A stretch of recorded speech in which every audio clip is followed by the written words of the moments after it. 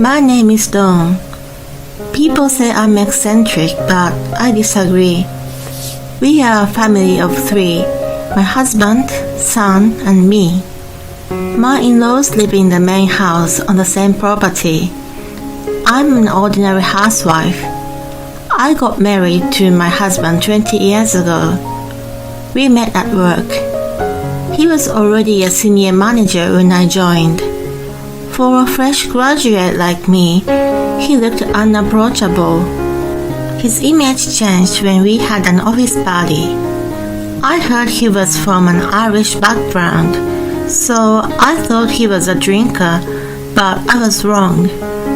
When I went to pour wine into his glass, "Just pretend, but don't pour in, thank you," he shyly said with a red face from alcohol. Compared to his usually stoic face, "You are quite adorable," I blurted out. His eyes were wide open and his already red face flushed brighter. Adorable? That's a first. He seemed extremely embarrassed. I fell for him at that moment.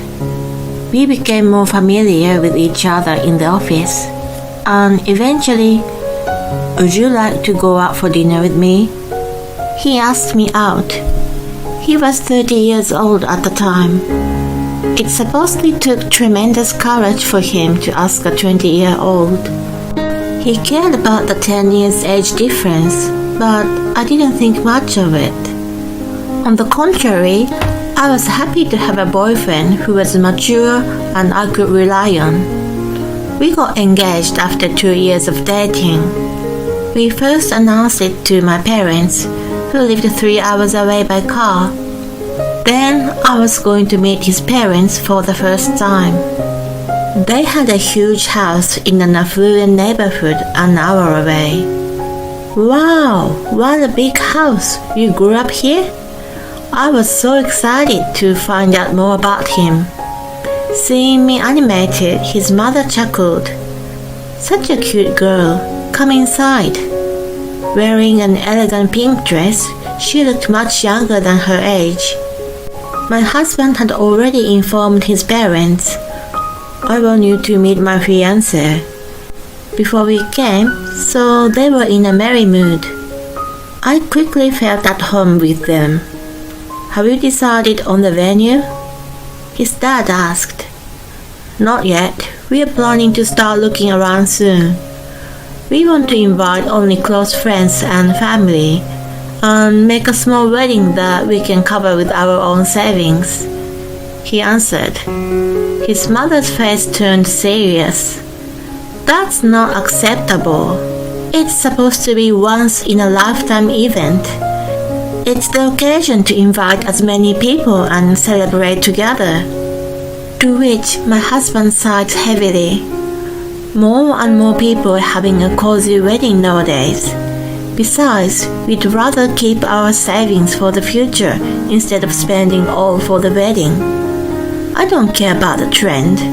I wouldn't want to attend such a boring wedding. His father intervened. "We shouldn't meddle with their plan. Let them do whatever they want." "I'm sorry about my wife, Dawn." I sensed a heaviness between the parents, so I cheerfully said, "No, not at all. It's all good." When my husband followed his father to the study, my mother-in-law mumbled, "How did an immature child like you seduce my son?" I was spaced out from exhaustion, so I thought I heard her wrong. Looking back, it was the first sign of a bully. My husband explained about his mother afterward. She came from a prominent family that migrated to the US in the 18th. The family was faced with tragedies in the 19th and eventually dispersed, but she still carried the value from her upbringing. When I was talking to her, I was often reminded of it. Luxury goods are high quality. Saving money is miserable, she repeated. Every time I heard her favorite phrases that were different from my value, I was just amazed by her. Having an extravagant wedding was politely declined though. After our wedding, we moved in with my parents-in-law. Even though we were living on the same property, Joe and I had our own cottage behind the main house, so we were independent of them. I got pregnant 6 months after our wedding and quit my job right before I gave birth. I wanted to focus on my child. Joe had no problem with it and even said, "I'm gonna work harder now." After I had my son and stayed with him at home all day, I realized something. My father-in-law still worked, so it was normal for him to be out during the day. My mother-in-law, who never worked in her entire life, was also out, and I rarely saw her at home during the day. She normally dressed up and went out for lessons and lunch with friends. Sometimes she came by the cottage and dropped off designer brand gifts for my son and Joe. Around this time, she added, "I don't have enough allowance again this month, and don't tell my husband," two her favorite phrases. As for the presents, Joe had a specific taste, so even if it was from a nice brand, if he didn't like it, he never wore it. The baby clothes too. I didn't see a point in buying expensive ones, as my baby outgrew them fast. I almost told her to not bother splurging if she didn't have enough allowance. But I knew she would have gotten upset with me, so I kept quiet. Whenever she came over, she always asked me about my plan for the next days. My son wasn't even in preschool, and we mostly stayed at home every day. She knew it well and expected me to say I had no plan. Then she normally asked, "So can I ask you to clean my house? You have nothing to do, right?" I didn't have a valid excuse to decline, so I had to oblige. She asked me this once a week and always made me promise, "Don't tell my husband." Whenever I went to her house to clean, it was always dusty and messy. I used to mop up a corner of the living room first, and then set up a baby gate to put my son in. What am I, a maid? Maid. Sweep, wipe, and repeat. Sweep. My son and I sang, and when he looked bored, I let him watch TV. I was determined to clean the house spotless. When I was done, I had no energy to do anything else. My maid life as such continued for a little while. It came to an end thanks to Joe. One day, when he came back from work earlier than usual, he found my son and me in the main house. "Who do you think she is? A maid?" He scolded his mom. I was so happy to see him standing up for me that my frustration flew out the window. She learned her lesson and never asked me to clean again. Instead, she hired a professional cleaner to come regularly. I was astounded to see how adamant she was to do it herself. When my son started his preschool, I used my freedom to work part-time. My mother-in-law frowned and criticized me. "People think my son's not making enough money, and your poor son will have a lack of parental affection." I normally didn't argue with her, but for this one, Joe makes enough money. It's my choice to work.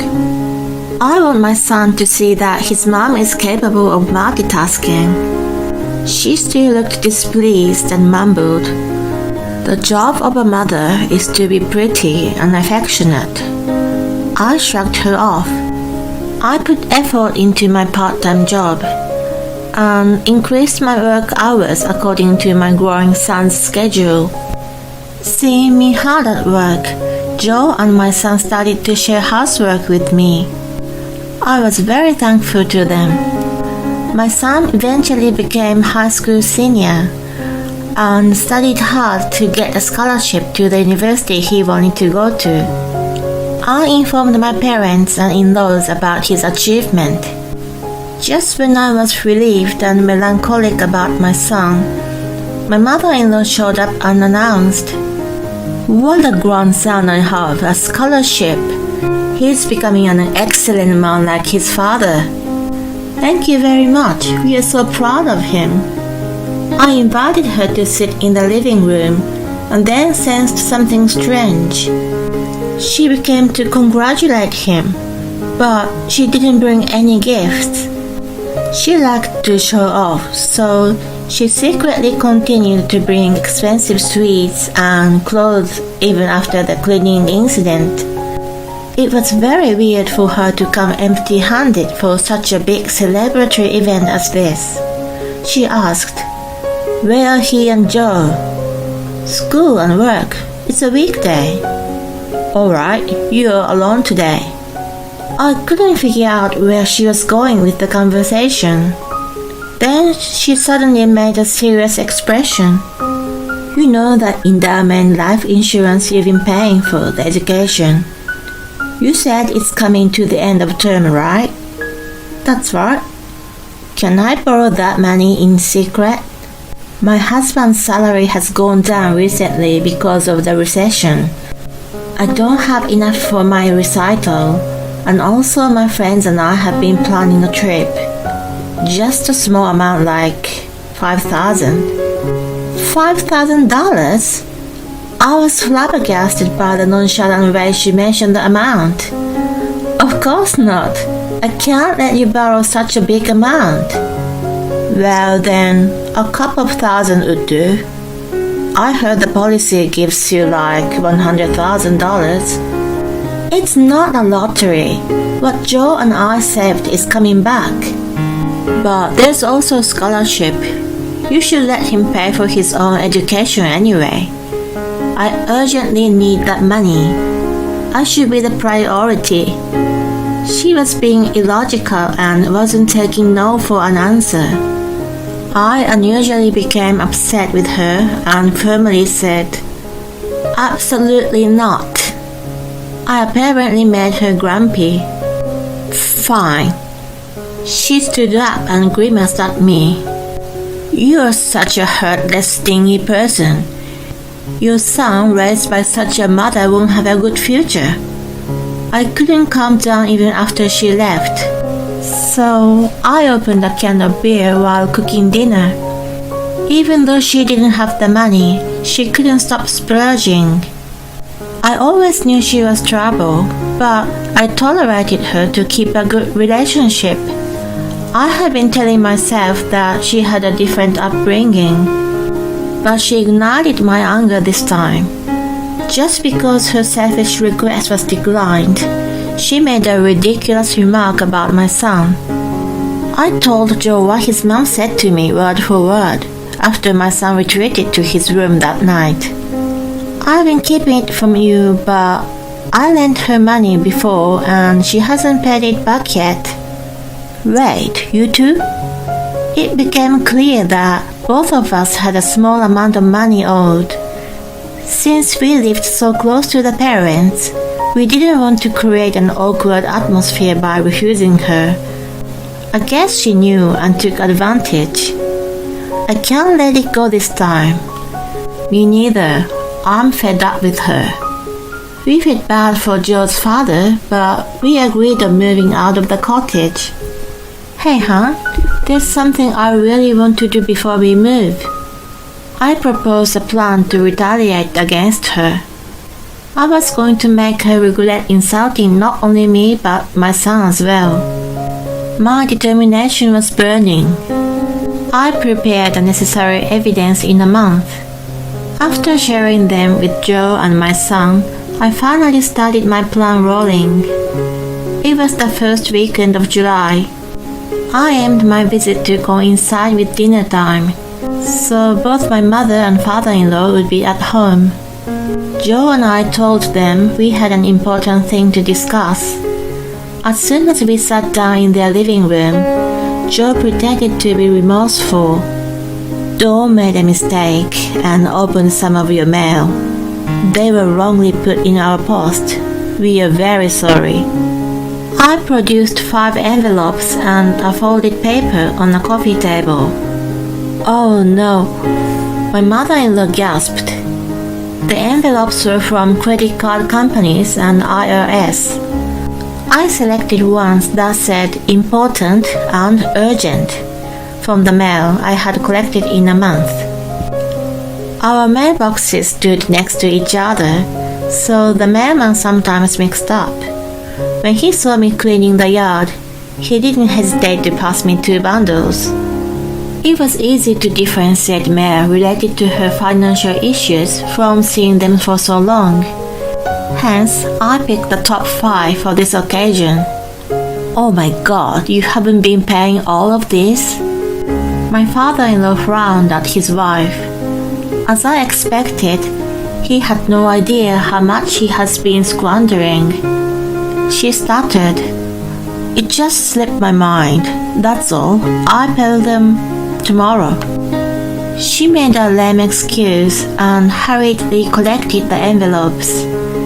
As Joe and I were leaving, I pretended to remember something and said, "Oh yeah, there were a few with immediate deadlines. I'm very sorry for not coming sooner." I gave a big smile to my mother-in-law, who was grimacing at me from behind her husband. 2 weeks later, she purposely came over when Joe and my son were out. I was expecting her visit, so I greeted her as usual and let her in. As soon as she walked into the living room, "Please do me a favor. Can you make a payment for these on my behalf? You know, I'm quite busy and can't make it to the bank on time." She pulled out the bills in front of me. Those were taxes for a property and a car, and credit card bill for online shopping. The number of bills was, for sure, more than when I showed to her and her husband. "You don't need to go to the bank, you know. I'll show you how to pay with online banking." I suggested lightheartedly for my first retaliation, and then added more. "Also, you've shopped with my credit card, haven't you? I saw a charge I wasn't aware of on my statement. I'd never bought anything from Saks Fifth Avenue online. Besides, nothing arrived from them but the charge." I thought it was skimming, but then I remembered she loved the store. She bought it with my card and gifted it to herself. It was a fraud. She was shrewd when it came to money, but her wrongdoing was to be caught sooner or later. "I have no idea what you're talking about. Do you have proof?"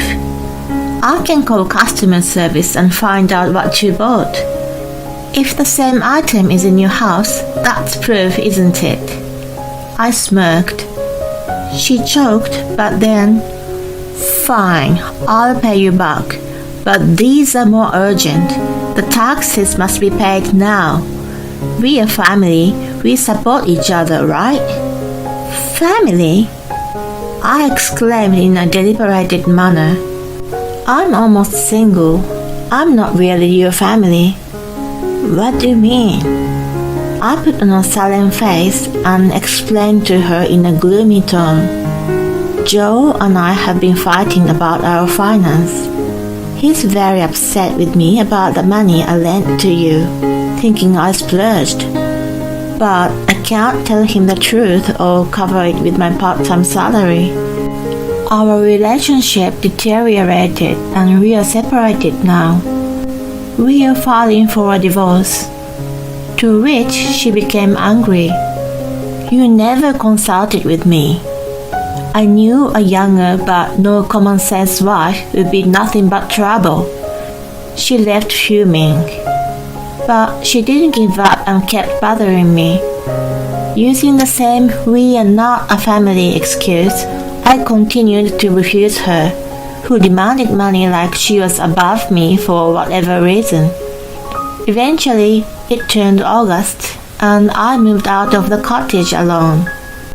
My son moved to another state to attend university in September. And then Joe moved out immediately after. The three of us had all gone away from the in-laws. I heard they had a serious talk after we left. My father-in-law told me the whole story. Dawn told me the reason she and Joe are divorcing is that you owed them money. You stole her credit card and her pay of your shopping. Do you even understand the seriousness of what you did? She became outraged by his accusation and snapped back. Not at all. She was my daughter-in-law and living in the cottage for free. I expected her to cover for me. I only bought some cosmetics and supplements anyway. It was supposed to be our secret, but I can't believe she told you. Joe is right to divorce her. I know now. You're a malicious woman. I want a divorce. I don't need such a nasty wife for the rest of my life. Let me check all our finance. Well... He went through the file she had kept and found the inactive investment funds with zero balance. All of her credit cards were maxed out, and she hadn't been paying, or just the minimum if she had. He couldn't believe the level of her atrocity. I kind of predicted the situation, even though he had a managing director title at work. He was working at an ordinary company, and I didn't think his salary could support her splurge. I assumed he had a big loan or touching the money she wasn't supposed to, or both. When she had an eye on my son's educational savings, I figured she was in critical financial situation. I was right. My father-in-law sold the property and paid off her debt in the end. He was able to divorce her without alimony or distribution of property. However, knowing she had never worked in her life, she didn't feel comfortable throwing her out without anything. So he gave her $10,000 to start over. Joe thought his dad was too easy on her, but $10,000 must have been gone in no time if she had no income. She despised working, but loved showing off and buying expensive gifts for people. She would be penniless sooner or later and be on the street. She deserved it. As for me, I'm currently enjoying life in a new apartment along with Joe. Divorce was a deceit. To make it more real for mother-in-law, I moved out alone at first, but moved into a new place Joe and I bought. It was a good timing to coincide with my son going away for his university, so we put a down payment with our savings and bought a newly built apartment. Our new life is amazing. I don't have to be a maid and clean my mother-in-law's house or be asked to pay for a mysterious facial massage tool she bought.